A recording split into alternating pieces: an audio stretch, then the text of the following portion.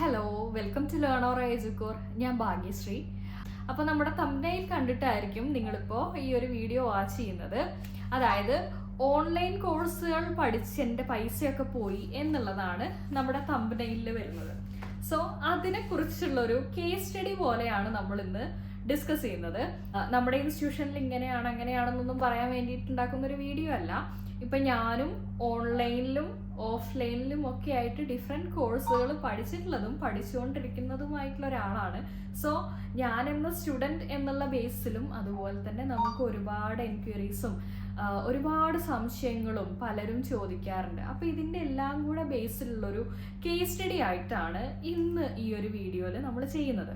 എവിടെയാണ് ഓൺലൈനിൻ്റെ പ്രശ്നം ഇരിക്കുന്നത്, അല്ലെങ്കിൽ ഓഫ്ലൈനിൽ യാതൊരു പ്രശ്നങ്ങളും ഇല്ല, ഇങ്ങനത്തെ കുറച്ച് കാര്യങ്ങളാണ് നമ്മൾ ഇന്ന് ഡിസ്കസ് ചെയ്യുന്നത്. അപ്പോൾ ആദ്യം തന്നെ നമുക്ക് ഓൺലൈൻ ടോപ്പിക്കിൽ നിന്ന് തുടങ്ങാം. ഓൺലൈൻ എന്ന് പറയുമ്പോൾ രണ്ട് ടൈപ്പാണ് വരുന്നത്. ഒന്നെങ്കിൽ Google meet or Zoom meet എന്ന് പറഞ്ഞ ഒരു ടൈപ്പ്, അല്ലെങ്കിൽ റെക്കോർഡഡ് എന്ന് പറഞ്ഞ രണ്ടാമത്തെ ടൈപ്പ്. അപ്പോൾ ഇതിന് രണ്ടിനും പലതരത്തിലുള്ള പ്രശ്നങ്ങൾ വരുന്നുണ്ട്.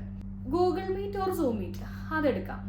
നോർമലി ഒരു ഓൺലൈൻ ക്ലാസ് എന്ന് പറയുന്ന സമയത്ത് ആദ്യം തന്നെ ചോദിക്കുന്നത് ഗൂഗിൾ മീറ്റ് ആണോ സൂം മീറ്റ് ആണോ, ഏതാ, എപ്പോഴാണ് ടൈം, ഇതാണ് ചോദിക്കുന്നത്. ഈ ഗൂഗിൾ മീറ്റ് ഓർ സൂം മീറ്റിന് ഒരുപാട് പ്രശ്നങ്ങളുണ്ട്. എന്തൊക്കെയാണ് ആ പ്രശ്നങ്ങൾ വരുന്നത്? നമുക്ക് ക്ലാസ് മനസ്സിലാവില്ല എന്നുള്ളതോ ക്ലാസ്സിൻ്റെ ക്വാളിറ്റി കുറവെന്നുള്ളതോ ഒന്നുമല്ല പ്രശ്നം. നമ്മൾ ജോയിൻ ചെയ്ത് കഴിയുന്ന സമയത്തായിരിക്കും ചിലപ്പോൾ നെറ്റ് കിട്ടില്ല, ചിലപ്പോൾ നമ്മൾ കൃത്യമായി ഇമ്പോർട്ടൻ്റ് ആയിട്ടുള്ള പോയിന്റ് പറഞ്ഞുകൊണ്ടിരിക്കുന്ന സമയത്ത് നമ്മുടെ ഫോണിലായിരിക്കും നമ്മൾ കണ്ടുകൊണ്ടിരിക്കുന്നത്, ഫോണിൽ കോള് വന്ന് തീർന്നില്ലേ, ആ സമയത്ത് നെറ്റ് കട്ടായി, നമുക്കൊന്നും കേൾക്കുന്നില്ല, ബാക്കിയുള്ളവർക്കൊക്കെ കേൾക്കുന്നുണ്ട്, നമുക്ക് മാത്രം ഒന്നും കേൾക്കുന്നില്ല. ഒരുപാട് പേര് ഇരിക്കുന്ന ഒരു ക്ലാസ് ആകുമ്പോൾ നമുക്ക് ചിലപ്പോൾ അതിൽ പറയാൻ അയ്യോ ഒന്നും കേൾക്കുന്നില്ല എന്ന് പറയാൻ ഒരു സ്പേസും കിട്ടണമെന്നില്ല. അപ്പോൾ അങ്ങനത്തെ കുറേ കോംപ്ലിക്കേഷൻസ് ഉണ്ട് ഓൺലൈൻ ക്ലാസ് ആവുന്ന സമയത്ത്. ഇനി അതിനൊരു സൊല്യൂഷൻ എന്നുള്ള രീതിയിൽ റെക്കോർഡഡ് ക്ലാസ്സസ്. അപ്പോൾ അതാവുമ്പോൾ നമുക്ക് അങ്ങനത്തെ നെറ്റ്വർക്ക് ഇഷ്യൂസും കാര്യങ്ങളൊന്നുമില്ല, നമുക്ക് ഫ്രീ ആവുന്ന സമയത്ത് കേൾക്കാനും പറ്റും. ഇന്നിപ്പോൾ രാവിലെ 10 മണിക്ക് തന്നെ ഫ്രീ ആയിട്ട് ഒരുങ്ങി ക്ലാസ്സിന് ഇരിക്കണം എന്നില്ല. ഇന്നിപ്പോൾ നൈറ്റ് ടൈമിലാണ് നമുക്ക് ക്ലാസ് വരുന്നതെന്നുണ്ടെങ്കിൽ അപ്പോൾ നമുക്ക് ക്ലാസ് കേൾക്കാം, കാരണം ഓൾറെഡി പ്രീ റെക്കോർഡഡ് ആയിട്ട് ക്ലാസ് അവിടെ ഉണ്ട്. അപ്പോൾ എന്തുകൊണ്ടും ബെറ്റർ ഈ പറഞ്ഞ ഗൂഗിൾ മീറ്റ് ക്ലാസ്സിനേക്കാളും ഈ റെക്കോർഡ് ക്ലാസ്സസ് ആണ്. കാരണം നമ്മൾ കൊടുത്ത ഫീസിനുള്ള ക്ലാസ് നമ്മുടെ കയ്യിൽ തന്നെ ഇരിക്കുന്നുണ്ട്, നമ്മൾ കേട്ടാൽ മതി. അതാണ് ഒന്നും കൂടെ ബെറ്റർ. ഈ ഒരു ഗൂഗിൾ മീറ്റിനെ വെച്ച് അപേക്ഷിച്ച് നോക്കുന്ന സമയത്ത് ഇതുപോലത്തെ ഈ ടൈമിൻ്റെ ഇഷ്യൂ വരുന്നില്ല. ഇനിയിപ്പോൾ ഒരു ദിവസം കേട്ടില്ലെങ്കിലും അത് നെക്സ്റ്റ് ഡേ നമുക്ക് കേൾക്കാനായിട്ട് പറ്റും. നെറ്റ്വർക്ക് ഇഷ്യൂ അല്ലെങ്കിൽ അതിൻ്റെ ഇടയ്ക്ക് വെച്ചിട്ട് പോയാലും അവിടെ മൊത്തം ക്ലാസ് കട്ടാവുന്ന ഇങ്ങനത്തെ യാതൊരു ഇഷ്യൂസും എന്തിനില്ല, ഈ പറഞ്ഞ റെക്കോർഡഡ് ക്ലാസ്സിനില്ല. അതിലും വലിയൊരു പ്രശ്നമുണ്ട്. ഈ റെക്കോർഡഡ് ക്ലാസ്സസ് പൊതുവേ നമുക്ക് ഏതിലൂടെ ആയിരിക്കും കിട്ടുന്നത്?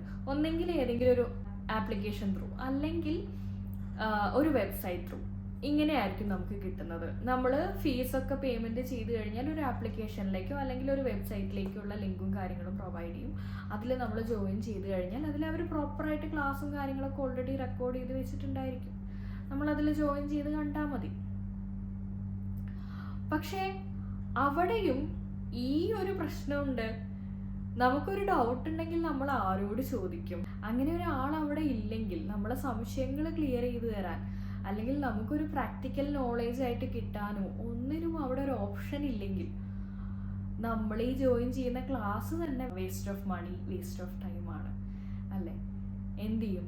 ഇനി അത് പോട്ടെ, നമ്മൾ ഓൾറെഡി ഒരു കോഴ്സ് പർച്ചേസ് ചെയ്ത് വെച്ചിട്ടുണ്ട്, 1 ഇയർ വരയ്ക്കും അതിൽ ആക്സസ് ഉണ്ടെന്ന് വിചാരിക്കാം.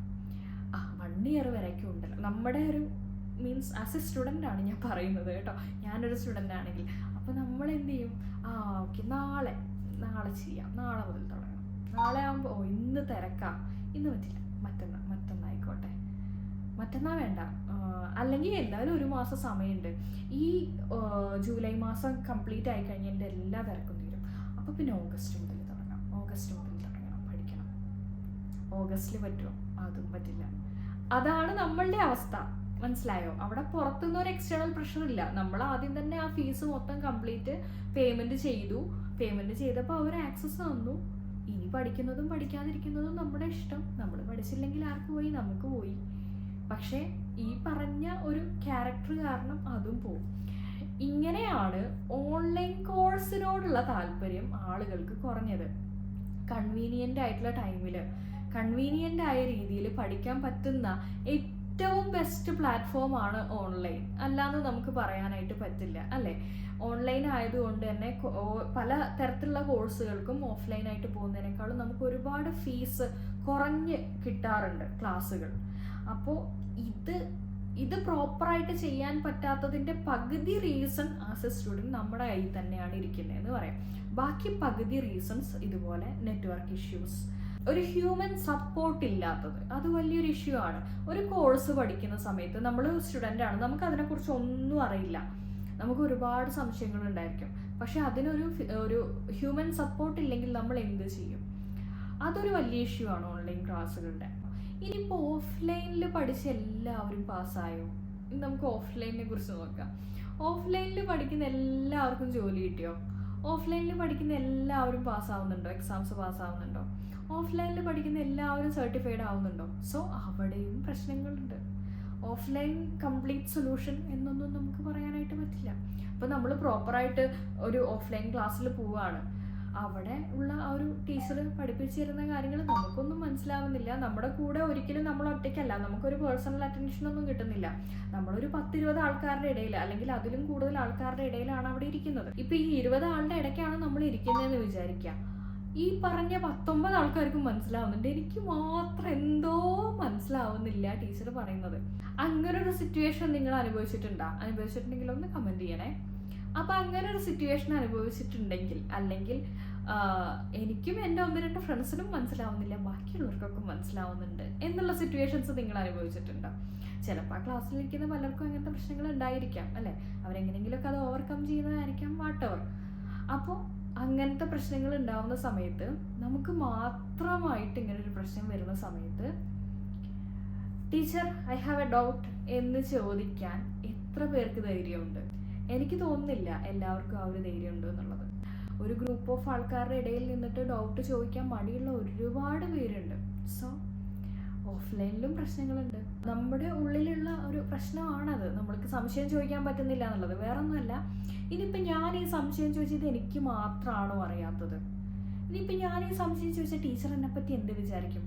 ഞാനൊരു ഭൂലോക മണ്ടിയാണെന്ന് ടീച്ചർ വിചാരിക്കില്ലേ? അപ്പോൾ എന്ത് ചെയ്യും? പിന്നെ എനിക്ക് എന്തെങ്കിലും വില ഈ ക്ലാസ്സിലുണ്ടാവുമോ? അപ്പോൾ പിന്നെ ഞാൻ ഈ സംശയം ചോദിക്കാതിരിക്കുന്നുള്ളത്. ഇനി ഈ സംശയം എനിക്ക് മാത്രമേ വന്നിട്ടുണ്ടായിരിക്കുള്ളൂ, അതോ വേറെ ആർക്കെങ്കിലും ഈ ഒരു സംശയം ഉണ്ടാവുമോ? അതോ ഈ സംശയം ഇതിനു മുന്നൊക്കെ ഞാൻ പഠിച്ചിട്ടും എനിക്ക് ക്ലിയർ ആവാത്തത് കൊണ്ടാണോ? അല്ലെങ്കിൽ ഇതിന് മുന്നത്തെ ടോപ്പിക്ക് ക്ലിയർ ആവാത്തത് കൊണ്ടായിരിക്കുമോ ഇപ്പോൾ ഈ ഡൗട്ട് വരാൻ സാധ്യത? ഇതൊക്കെ നമ്മൾ ചെറിയ ക്ലാസ് മുതൽ കേൾക്കുന്നതാ. ഓക്കെ, ഒരു ഡൗട്ട് ചോദിക്കുന്ന സമയത്ത് പലപ്പോഴും ടീച്ചേഴ്സ് പറയാറുണ്ടല്ലേ, അപ്പം നീ ഇന്നലത്തെ ക്ലാസ്സിൽ എന്താ ചെയ്തുകൊണ്ടിരുന്ന, ഉറങ്ങിയോ എന്ന് ചോദിക്കും. സോ ചിലപ്പോൾ അതിൻ്റെ കണ്ടിന്യൂഷൻ ആയതുകൊണ്ടാണെങ്കിലോ ഇപ്പോൾ മനസ്സിലാവാത്തത്. അപ്പോൾ പിന്നെ എന്ത് ചെയ്യാം? മിണ്ടാതെ ഒരു സൈഡിലിരിക്കാം. അപ്പോൾ പ്രശ്നമില്ലല്ലോ. അപ്പോൾ പിന്നെ ആർക്കും പ്രശ്നമില്ല, നമുക്കും പ്രശ്നമില്ല, ടീച്ചർക്കും പ്രശ്നമില്ല, ആർക്കും പ്രശ്നമില്ല. അപ്പോൾ നമ്മൾ ആ ഒരു സൊല്യൂഷനിലെത്തും. അങ്ങനെ കണ്ടിന്യൂസ്ലി പോയി കഴിഞ്ഞാൽ പിന്നെ നമ്മൾ ആ കോഴ്സ് ചെയ്യുന്നത് വേസ്റ്റ് ഓഫ് ടൈമാണ് അല്ലേ? അത് കണ്ടിന്യൂ ചെയ്തുകൊണ്ടിരുന്നു കഴിഞ്ഞാൽ നമുക്ക് ആ ഒരു കോഴ്സ് കൊണ്ട് എന്ത് പ്രയോജനം ഉണ്ടാവും? ഇപ്പം എൻ്റെ സിറ്റുവേഷൻ ഞാൻ എടുക്കുകയാണെങ്കിൽ, ചില ഓഫ്ലൈൻ കോഴ്സും എനിക്കൊരു പരാജയം പോലെ ഫീൽ ചെയ്തിട്ടുണ്ട്. അത് കോഴ്സിൻ്റെ കണ്ടൻറ്റിൻ്റെ ക്വാളിറ്റി കുറവുകൊണ്ടോ ടീച്ചറുടെ പ്രശ്നം കൊണ്ടോ അല്ല. ഏറ്റവും ക്വാളിറ്റി കണ്ടൻറ്റ് കിട്ടുന്നത് നമുക്ക് ഓൺലൈൻ റെക്കോർഡഡ് ക്ലാസ്സുകൾക്കാണ്.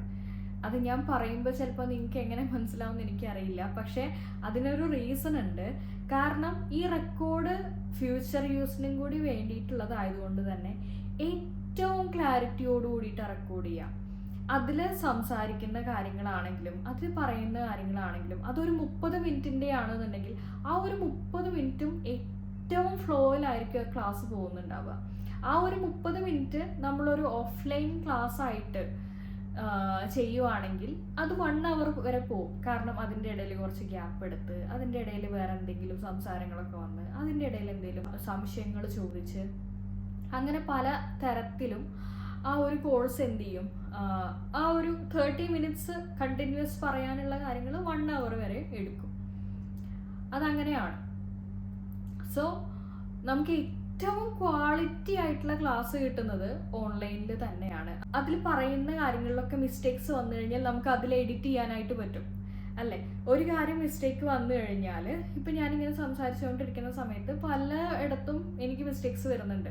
ഇപ്പം ഞാനിതൊരു 10 മിനിറ്റ് വീഡിയോ ആയിട്ട് അപ്ലോഡ് ചെയ്യുന്ന സമയത്ത്, ഞാനിത് റെക്കോർഡ് ചെയ്യുന്ന സമയത്ത് ഒരു 20 മിനിറ്റിൻ്റെ വീഡിയോ ആയിരിക്കും. അത് കുറേ മിസ്റ്റേക്സ് വന്നത് എഡിറ്റ് ചെയ്ത് ആവശ്യമില്ലാത്ത കാര്യങ്ങൾ എഡിറ്റ് ചെയ്ത് ഏറ്റവും ബെസ്റ്റ് ക്വാളിറ്റി ഉള്ള 10 മിനിറ്റ് ആയിരിക്കും ഞാനിത് അപ്ലോഡ് ചെയ്യുന്നത്, അല്ലേ? അപ്പോൾ ആ ഒരു രീതിയിൽ അത്രയും ക്വാളിറ്റിയോട് കൂടിയിട്ട് നമുക്ക് കിട്ടുന്നതാണ് ഓൺലൈൻ ക്ലാസ്സസ്. പക്ഷെ ഓഫ്ലൈൻ ക്ലാസ്സിൽ അങ്ങനെ ആയിരിക്കില്ല. നമ്മൾ അവിടെ പോയിരിക്കുന്ന പകുതി സമയം ഈ രീതിയിലൊക്കെ മുന്നോട്ട് പോകും. അപ്പോൾ ഇത്രയും പ്രശ്നങ്ങൾ ഓൺലൈനിലും ഓഫ്ലൈനിലും ഉണ്ടെന്ന് നമ്മൾ പറഞ്ഞു. ഇനി നമുക്കിതിൻ്റെ രണ്ടിൻ്റെയും നല്ല കാര്യങ്ങൾ എടുത്ത് നോക്കാം. ഓക്കെ, സോ ഓഫ്ലൈൻ ക്ലാസ്സിൻ്റെ ഒരു നല്ല കാര്യം എന്ന് പറഞ്ഞാൽ നമ്മൾ റിയൽ ടൈം ആൾക്കാരെ നേരിട്ട് കണ്ട്, നമ്മുടെ ടീച്ചേഴ്സിനെ ആണെങ്കിലും നമ്മൾ പഠിക്കുന്ന ഇൻസ്റ്റിറ്റ്യൂഷനെ ആണെങ്കിലും ഫിസിക്കലി നമ്മൾ കാണുന്നുണ്ട്. നമ്മുടെ കൂടെ ഇരുന്ന് പഠിക്കുന്ന ആൾക്കാരെ നമ്മൾ നേരിട്ട് കണ്ട് നല്ലൊരു റിലേഷൻഷിപ്പും കാര്യങ്ങളൊക്കെ മെയിൻറ്റെയിൻ ചെയ്യുന്നുണ്ട്. നമുക്കത് കുറച്ച് കംഫർട്ടബിൾ ആയിരിക്കും. ഇനി ഓൺലൈൻ ക്ലാസ്സിൻ്റെ ഒരു ബെനിഫിറ്റ് എന്ന് പറഞ്ഞിട്ടുണ്ടെങ്കിൽ, ഇപ്പം നമ്മൾ പ്രീ റെക്കോർഡഡ് ഓൺലൈൻ ക്ലാസ്സുകളൊക്കെ ആണെങ്കിൽ അത് വളരെ നീറ്റ് ആൻഡ് ക്ലീൻ ആയിരിക്കും. നമ്മൾ കാണുന്നുണ്ടോ ഇല്ല എന്നുള്ളത് അവിടെ നിൽക്കട്ടെ, അതിലെ പ്രസൻറ്റേഷൻ ആണെങ്കിലും അതിൽ യൂസ് ചെയ്യുന്ന ഒരു പ്രസൻറ്റേഷൻ കാര്യങ്ങളാണെങ്കിലും അതിൽ പറയുന്ന വേർഡ്സ് ആണെങ്കിലും വളരെ ക്ലിയർ ആയിട്ട്, വളരെ അതിലാവശ്യമുള്ളത് മാത്രം നമുക്ക് ഏറ്റവും മിനിമൽ ടൈമിൽ കാണാനായിട്ട് പറ്റും. ഇപ്പോൾ 30 മിനിറ്റിൻ്റെ ഒരു വീഡിയോ ആണെന്നുണ്ടെങ്കിൽ ആ 30 മിനിറ്റിലും പറയുന്ന കാര്യങ്ങളെല്ലാം അതിനാവശ്യമുള്ളത് മാത്രമേ ഉണ്ടാവുള്ളൂ. അൺവാണ്ടഡ് ടോക്സ് ഒന്നും അതിലുണ്ടായിരിക്കില്ല. ഈ 30 മിനിറ്റിൻ്റെ കാര്യം തന്നെയായിരിക്കും 1 അവറിൻ്റെ ഒരു ഓഫ്ലൈൻ ക്ലാസ്സിലും നമുക്ക് എടുക്കുന്നത്. 30 മിനിറ്റിൻ്റെ കണ്ടന്റ് മാത്രം തന്നെ കിട്ടുള്ളൂ. പിന്നെ ഏറ്റവും വലിയ ബെനിഫിറ്റ് എന്ന് പറഞ്ഞിട്ടുണ്ടെങ്കിൽ, നമുക്ക് ഏത് സാഹചര്യത്തിൽ ഇരുന്നിട്ടാണെങ്കിലും പഠിക്കണം എന്നുള്ളവർക്ക് പഠിക്കാം എന്നുള്ളതാണ് ഓൺലൈൻ ക്ലാസ്സിൻ്റെ വേറൊരു വലിയ ബെനിഫിറ്റ് എന്ന് പറയുന്നത്. നമ്മളിപ്പോൾ ഒരു ഓൺലൈൻ ക്ലാസ്സിലാണ് ഇരിക്കുന്നതെന്നുണ്ടെങ്കിൽ നമ്മുടെ ചെറിയ പ്രശ്നങ്ങളോ നമ്മുടെ ചെറിയ അസുഖങ്ങളോ നമ്മുടെ വീട്ടിലെ സാഹചര്യങ്ങളോ, അല്ലെങ്കിൽ നമ്മളൊരു ജോലിക്ക് പോകുന്നുണ്ടെങ്കിൽ അതിനായിട്ട് ടൈം മാനേജ് ചെയ്യാനോ, ഇതൊന്നും നമുക്ക് പ്രശ്നമില്ലാതെ മാക്സിമം പറ്റുന്ന പോലെ നമുക്ക് പഠിച്ചിട്ട് പോകാനായിട്ട് പറ്റും. അതിനൊക്കെ ഓൺലൈൻ ക്ലാസ് മാത്രമേ സ്യൂട്ടബിൾ ആവുള്ളൂ. ഇപ്പം എന്നെ സംബന്ധിച്ച് എനിക്കിപ്പോൾ ഒരു ഓഫ്ലൈൻ ക്ലാസ്സിൽ പോയിട്ട് അറ്റൻഡ് ചെയ്യാൻ പറ്റുന്ന ഒരു സിറ്റുവേഷൻ അല്ല. കാരണം ഓൾറെഡി കുറേ വർക്കും കാര്യങ്ങളൊക്കെ വരുന്നുണ്ട്. സോ അതിൻ്റെ ഇടയിൽ കൂടെ ഒരു കുറേ അവേഴ്സ് വേണം ഒരു ഓഫ്ലൈൻ ക്ലാസ്സിൽ. നമ്മൾ രാവിലെ അതിന് വേണ്ടിയിട്ട് പ്രിപ്പയർ ചെയ്ത് അവിടെ പോയി അവിടെ എത്ര മണിക്കൂറാണോ അത്ര മണിക്കൂർ സ്പെൻഡ് ചെയ്ത് തിരിച്ചു വരുമ്പോൾ നമ്മുടെ ലൈഫിൻ്റെ ഒരു വലിയൊരു പാർട്ട് തന്നെ അവിടെ നമ്മൾ സ്പെൻഡ് ചെയ്യേണ്ടതായിട്ടുണ്ട്. പക്ഷേ ആ സെയിം ഒരു 30 മിനിറ്റ്സ് അല്ലെങ്കിൽ ആ ഒരു സെയിം 1 അവറിൻ്റെ ക്ലാസ് വെറും 30 മിനിറ്റ്സിൻ്റെ കറക്റ്റ് ആയിട്ടുള്ള ഒരു ക്ലാസ്സിലൂടെ ഓൺലൈനിൽ നമുക്ക് കിട്ടും. ആ ഒരു പെർട്ടിക്കുലർ ടൈം പീരീഡ് മാത്രം നമ്മളൊന്ന് ഫ്രീ ആയിരുന്നാൽ മതി. ഭയങ്കരമായിട്ട് നമുക്ക് ബിസി ആയിട്ടുള്ളവർക്കും അതുപോലെ തന്നെ വേറെ സാഹചര്യങ്ങളില്ലാത്തവർക്കും വളരെ ഹെൽപ്ഫുള്ളാണ് ഓൺലൈൻ ക്ലാസ്സസ്. പക്ഷെ നമ്മുടെ ചെറിയൊരു ഡെഡിക്കേഷൻ അതിലാവശ്യമാണ്. പിന്നെ ആ ഒരു കൂട്ടത്തിൽ ഒബ്വിയസ്ലി എനിക്ക് പറയാനുള്ള എന്താണെന്ന് വെച്ച് കഴിഞ്ഞാൽ, നമ്മുടെ ലേണർ എജുക്കോറിൻ്റെ കാര്യം. ഞാൻ നേരത്തെ പറഞ്ഞ പോലെ പലപ്പോഴും ഓൺലൈൻ ക്ലാസ്സിൻ്റെ പ്രധാന പ്രശ്നം എന്ന് പറഞ്ഞു കഴിഞ്ഞാൽ അവിടെ കൃത്യമായിട്ടുള്ളൊരു ഹ്യൂമൻ സപ്പോർട്ട് ഇല്ല എന്നുള്ളതാണ്. പക്ഷെ അത് നമ്മൾ കറക്റ്റായിട്ട് ഉറപ്പുവരുത്തുന്നുണ്ട്.